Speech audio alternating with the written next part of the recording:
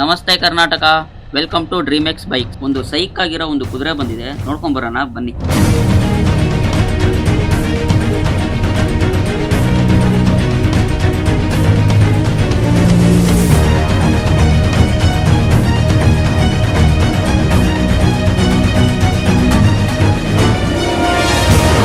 ಗಾಡಿ ಬಂದು 2023 ಮಾಡಲ್ ಆಗಿದೆ. ಸಿಂಗಲ್ ಓನರು, ಬರೀ 6,000 ಕಿಲೋಮೀಟರ್ ರನ್ ಆಗಿದೆ. ಹೊಸ ಗಾಡಿ ಪ್ರೈಸ್ ಬಂದು 4,20,000 ಇದೆ. ನಾವು ಕೋಟ್ ಮಾಡ್ತಾ ಇರೋ ಪ್ರೈಸ್ ಬರೀ 2,95,000 ಇದೆ.